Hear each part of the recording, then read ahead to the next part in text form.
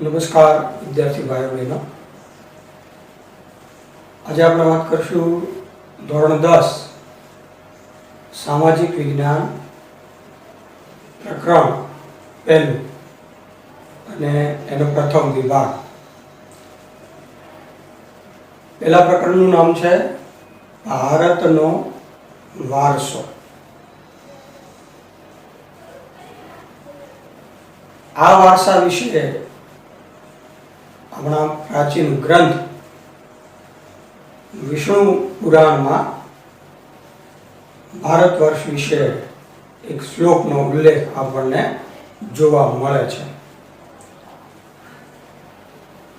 ઉત્તર યત્સ સમુદ્ર હિમાદ્રે ચૈવ દક્ષિણમ વર્ષતદ ભારત નામ ભારતી યત્ર સંસતિ. એટલે કે સમુદ્રની ઉત્તરે અને હિમાલયની દક્ષિણમાં આવેલો દેશ એ ભારત છે.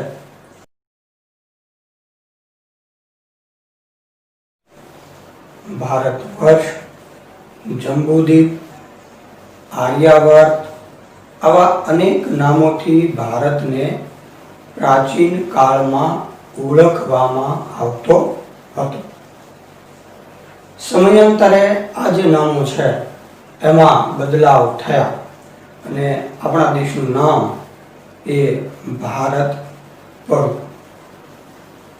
આ ભારતમાં પ્રાચીન કાળથી અનેક પ્રજાતિઓ, અનેક ધર્મ, અનેક રીત રિવાજો, અનેક પદ્ધતિઓ ધરાવતા લોકો આવ્યા અને ભારતની ભૂમિ ઉપર સ્થાયી થયા.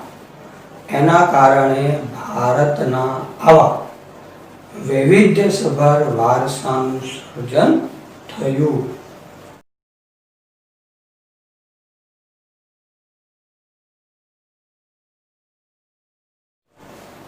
એ રીતે ભારતનો વારસો આગળ વધ્યો.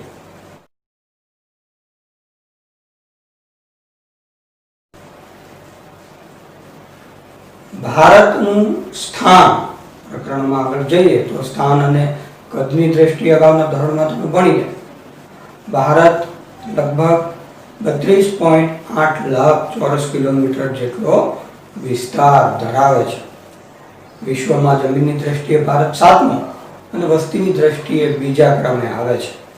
એટલે એ દ્રષ્ટિએ ભારત એ ઘણો બધો વિશાળ દેશ ગણી શકાય.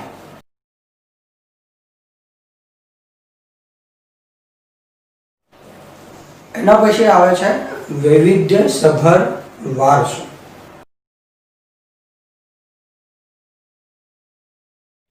ભારતે વિશ્વને એક અતિ ઉત્તમ વૈવિધ્યસભર વારસો આપવાનું કામ કર્યું છે. આપણી જે સંસ્કૃતિ છે એ સત, ચિત્ત અને આનંદની સંસ્કૃતિ છે. સત એટલે ઉત્તમ, શ્રેષ્ઠ. ચિત્ત એટલે જ્ઞાન અને આનંદ એટલે પ્રસન્નતા. આવી અતિ ઉત્તમ સંસ્કૃતિની વાત એ વૈવિધ્યસભર વારસામાં આપણને પ્રાપ્ત થઈ. પ્રાચીન કાળની વાત કરીએ, બુદ્ધથી લઈ ઈસવીસન પૂર્વની 6ઠી સદી સુધી જઈએ ત્યારથી લઈ અને ભારત શાંતિ પ્રિય દેશ તરીકે આગળ વધી રહ્યો છે. આ શાંતિની જે ધુરા છે એ આપણા મહાપુરુષોએ સતત આગળ વધારી છે. આધુનિક યુગમાં પણ યુનોએ ગાંધી જયંતિને સ્વીકાર્યો છે. આજના આધુનિક અને હથિયારબંધના યુગમાં વિશ્વ શાંતિ અનિવાર્ય છે અને આજે વિશ્વને સમજાયું છે કે શાંતિને માર્ગે જવાથી જ માનવ કલ્યાણ થશે અને આ માનવ કલ્યાણ, આ શાંતિનું જે પ્રદાન છે એ આપણા આવા પ્રાચીન વારસામાંથી આપણને પ્રાપ્ત થાય છે.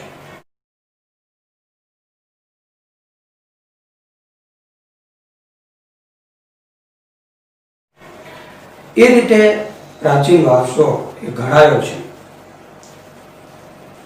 એ પ્રાચીન વારસામાં આપણી સંસ્કૃતિનું અતિ મહત્વ છે.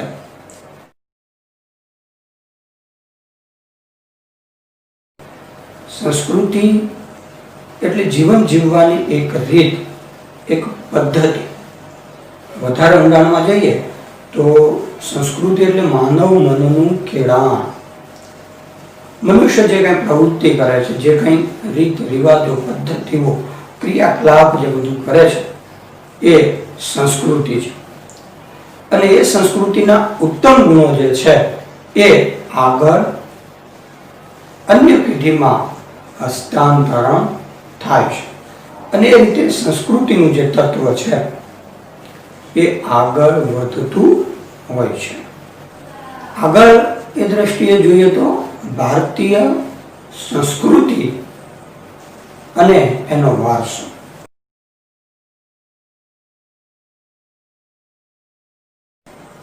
વારસો એટલે આપણને આપણા પૂર્વજો તરફથી મળેલી અમૂલ્ય ભેટ.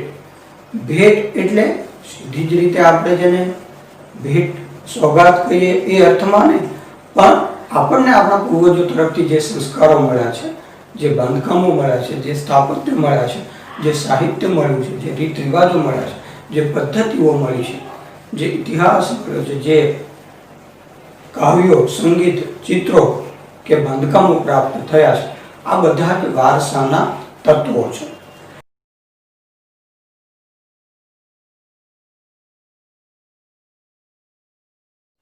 અને એ વારસાના તત્વોને આપણે સાચવવાના છે, એમને આગળ વધારવાના છે અને એની સાથે આપણે વિશ્વમાં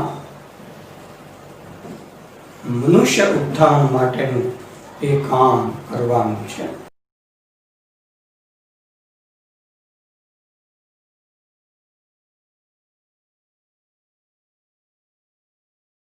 સીધી જ રીતે ભારતનો જે વારસો છે એ વારસાને આ પ્રકરણમાં, ભારતના વારસાના પ્રકરણમાં બે વિભાગમાં વહેંચવામાં આવ્યો છે.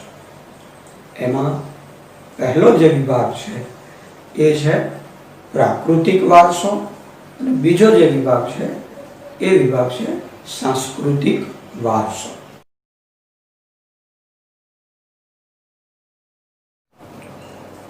વિદ્યાર્થી મિત્રો, પ્રાકૃતિક વારસો એ પ્રકૃતિ તરફથી સમગ્ર જીવસૃષ્ટિને મળેલી અમૂલ્ય ભેટ છે.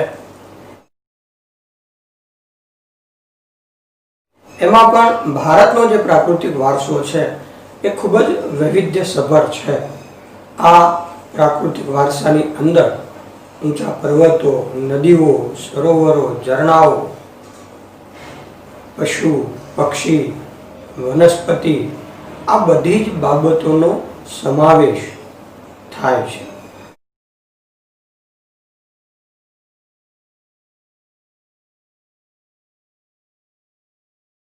પ્રાચીન કાળથી જ ભારતીય સંસ્કૃતિ જે છે એ પ્રકૃતિ પ્રેમી રહી છે અને ભારતીય સંસ્કૃતિના આ પ્રકૃતિ પ્રેમના ઉદાહરણો, પ્રકૃતિ સાથેના શ્રદ્ધાપૂર્વકના વ્યવહારના ઉદાહરણો આપણને પંચતંત્રની વાર્તાઓ અને બૌદ્ધ જાતક કથાઓ દ્વારા પ્રાપ્ત થાય છે.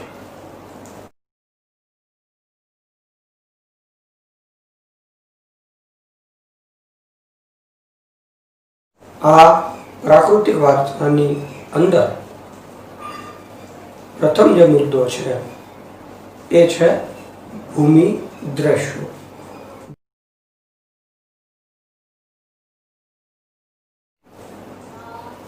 ભૂમિ દ્રશ્યો એટલે જમીન ઉપરના વિવિધ પ્રકારના એ વિભાગો કે જેના દ્વારા વિશિષ્ટ પ્રકારના ભૂમિ દ્રશ્યોનું સર્જન થયું છે.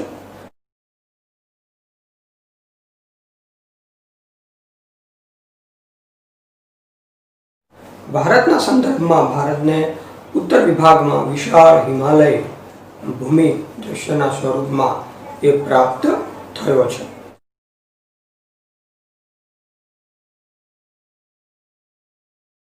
હિમાલયમાં અનેક પ્રકારની ઉપયોગી વનસ્પતિ, ખનિજો, પશુ પક્ષી અને શિખરોનો બરફ પીગળવાથી બારે માસ પાણીથી ભરપૂર રહેતી સમૃદ્ધ નદીઓ આપણને પ્રાપ્ત થાય છે.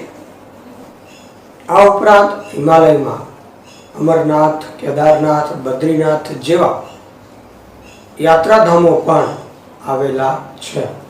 નંદાદેવી જેવા શિખરો હિમાલયમાં આવેલા છે. આમ હિમાલય એ એક ભૂમિ આકાર તરીકે ભારતમાં વિશિષ્ટ સ્થાન ધરાવે છે.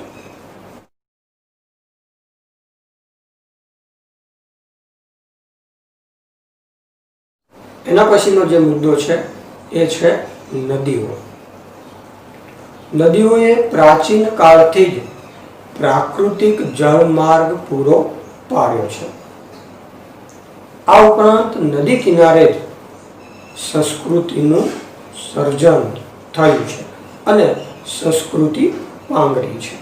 એમ કે પાણી એ સજીવ સૃષ્ટિની અનિવાર્ય જરૂરિયાત છે અને આ જરૂરિયાત આ નદીઓ દ્વારા પૂરી થાય છે.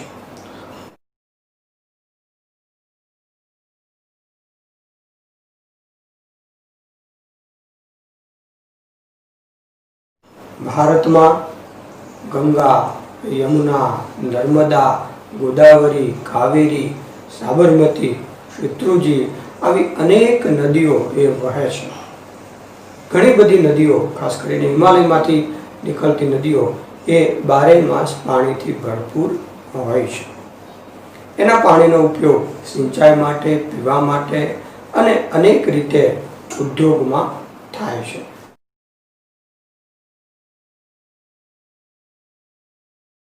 આમ નદીઓ પણ અતિ મહત્વનું માધ્યમ છે, જેના વગર માનવ સંસ્કૃતિ આટલી વિકાસશીલ બની શકે નહીં.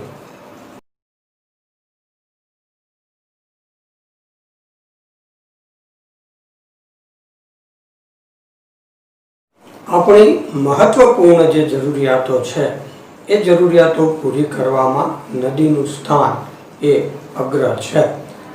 ભારતીય સંસ્કૃતિમાં તો નદીને લોક માતાનું બિરુદ આપવામાં આવ્યું છે અને એને માતા તરીકે પૂજવામાં આવે છે, જે આપણને ગંગાના ઉદાહરણ દ્વારા પ્રાપ્ત થાય છે.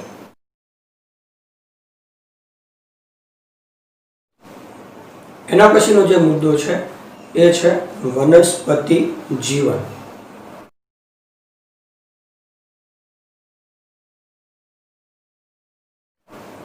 ભારતીય સંસ્કૃતિ આદિ સમયથી પર્યાવરણ પ્રેમી રહી છે અને એના આ પર્યાવરણ પ્રેમના ઉદાહરણો આપણને પ્રાપ્ત થાય છે.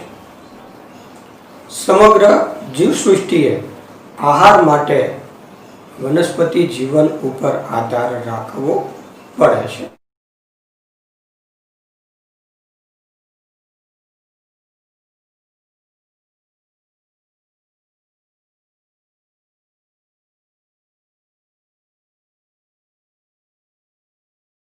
અને એ રીતે આપણી મૂળભૂત જરૂરિયાત આ વનસ્પતિ જીવન દ્વારા પૂરી થાય છે.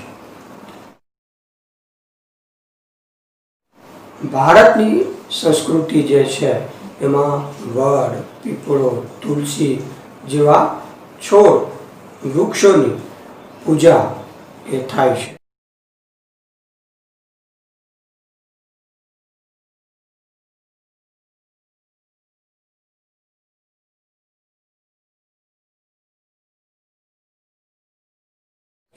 અને એ રીતે પ્રકૃતિ તરફનો આદર આપણે દર્શાવીએ છીએ. આ ઉપરાંત ભારતમાં અનેક પ્રકારના ઔષધીય વૃક્ષો એ હરડે હોય, બહેડે હોય, આમળા હોય, કુવારપાઠું હોય, લીમડો હોય, ઢગોળ હોય, આ બધા વૃક્ષોમાંથી આપણને અનેક પ્રકારની ઔષધિઓ પણ પ્રાપ્ત થાય છે.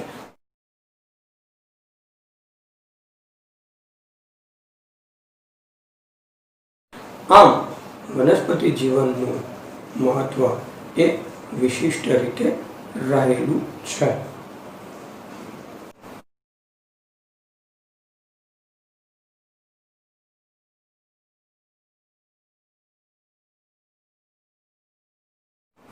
આ ઉપરાંત અનેક પ્રકારના ફૂલ અને છોડવાઓએ માનવ જીવનને ખૂબ જ સૌંદર્યતા બક્ષવાનું કામ કર્યું છે.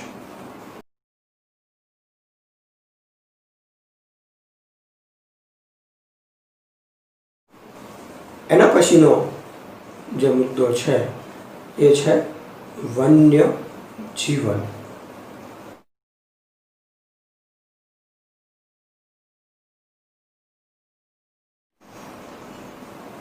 પર્યાવરણ પ્રેમીની સાથે સાથે ભારતીય સંસ્કૃતિ એ પશુ પ્રેમી પણ રહી છે. ભારતમાં અનેક પ્રકારના પશુ પ્રાણીઓ વાઘ, સિંહ, મોર, હાથી, ગેંડા, સાબર, હરણ, શિકારા આવા વૈવિધ્યસભર પશુ પ્રાણીઓ એ જોવા મળે છે. સમગ્ર ભારતમાં એશિયાઈ સિંહ ફક્ત ગીરના જંગલોમાં આપણને જોવા મળે છે.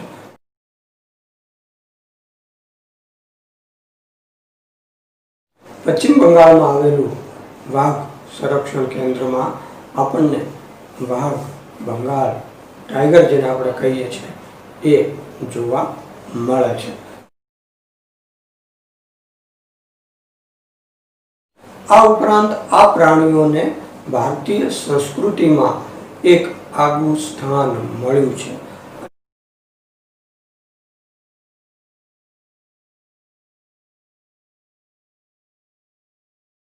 અનેક પ્રાણીઓને આપણે દેવી દેવતાઓના વાહન તરીકે સ્વીકાર્યા છે અને એમના પ્રત્યેનો આદર આપણે દર્શાવ્યો છે. મૌર્ય કાળમાં અનેક પ્રકારના પશુ પ્રાણીઓની પ્રતિકૃતિ શિલ્પો એ નિર્માણ પામ્યા. એમાંથી 4 સિંહની આકૃતિને આપણે રાષ્ટ્રીય મુદ્રામાં પણ સ્થાન આપ્યું છે.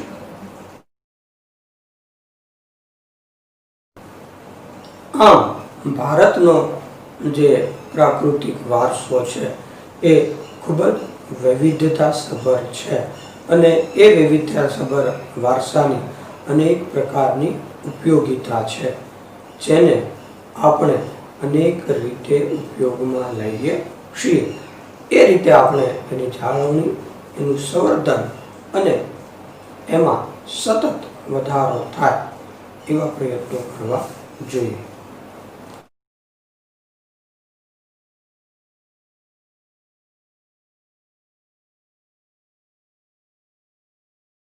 આમ ભારતનો જે પ્રાકૃતિક વારસો છે એ ખૂબ જ વૈવિધ્યતાસભર છે.